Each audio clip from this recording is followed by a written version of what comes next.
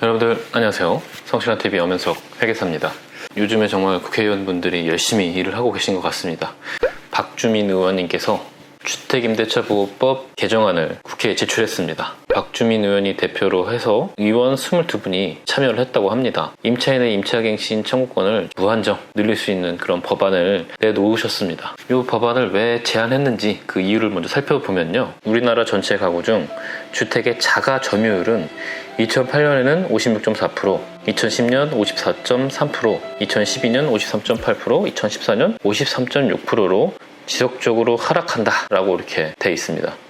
여기서 자가 점유율은 내가 소유한 내 집에서 살고 있는 그 비율을 말하는데요. 이 제한 사유를 보면요, 2014년까지는 줄고 있습니다. 하지만 국토교통 통계누리 이 사이트에서 살펴보면요, 아마 여기서 자료를 찾으신 것 같은데 2008년에는 56.4%, 2008년에는 56.4%, 2008년 56.4% 맞죠?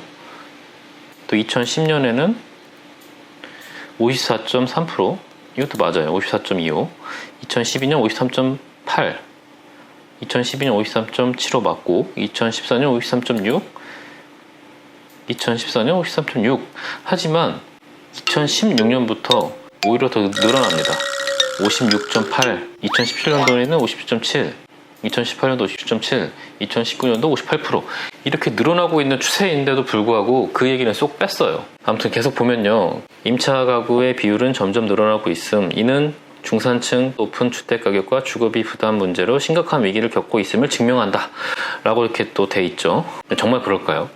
또 OECD에서 Better Life Index라는 걸 발표하는데요. OECD 회원국들의 주거에 대한 개략적인 지표들을 OECD 회원국 간에 비교할 수 있게 보여주는 뭐 그런 지표들인데, OECD 통계자료 좋아하잖아요. 볼게요. OECD 통계자료.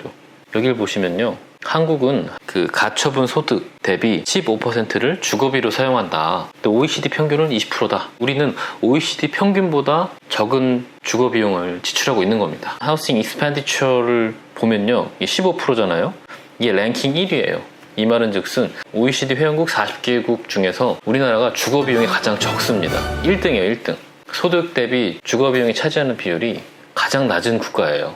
뭐 OECD가 틀렸다고 하면 뭐 할 말은 없는데, 아무튼 이 제한 이유와 OECD에서 말하고 있는 것과는 좀 다른 것 같습니다. 제가 말씀드리고 싶은 건 뭐냐면은, 물론 임차인을 보호하겠다는 이 입법 취지는 공감을 합니다. 우리 삶을 살아가는데 매우 중요한 게 바로 주거잖아요. 하지만 이 주택시장에서 이렇게 강력한 임차인 권리를 보호하는 법을 만들면 임대인 입장에서는 임대를 놓고 싶지 않을 것 같습니다. 저만 해도 벌써 이 법이 통과되면 임대주택을 처분하고 싶을 것 같아요. 우리나라가 주거비용이 가장 낮은 국가입니다. OECD 회원국 중에서. 우리나라만 있는 전세제도 때문에 그런 겁니다. 전세제도가 있으니까 매월 지불하는 주거비용이 없잖아요.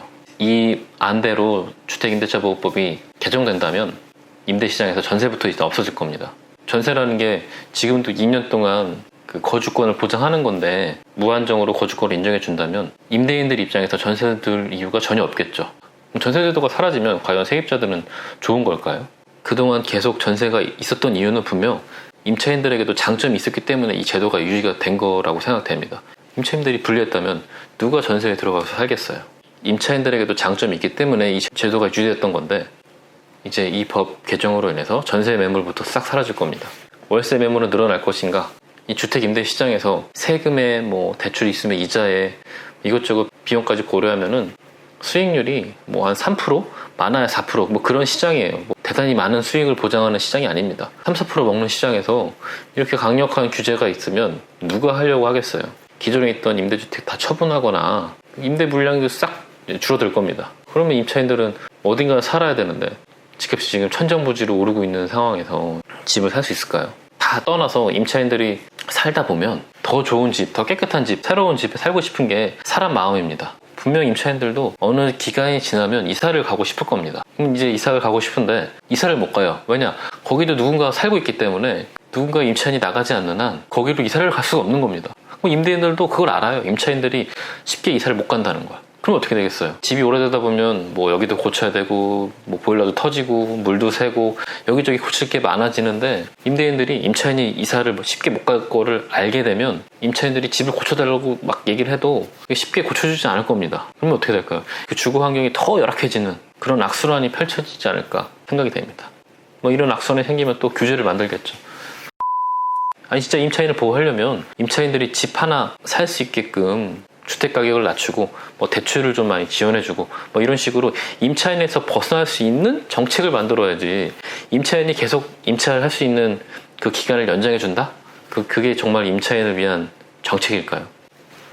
그런 생각이 좀 들면서 두서없는 이야기였지만 참으로 앞으로 주택시장이 어떻게 될지 지켜봐야 될 것 같습니다. 개인적인 뭐 의견이니까 뭐 저와 다르게 생각하시는 분도 계실 것 같습니다. 다양한 의견이 있으시면 댓글 남겨주시고 정말 실질적으로 임차인들이 본인의 집을 소유할 수 있게끔 해주는 게 진정한 임차인을 보호할 수 있는 제도가 아닐까라는 생각을 하면서 오늘 영상 여기까지고요. 저는 또 다음 영상에서 뵙겠습니다.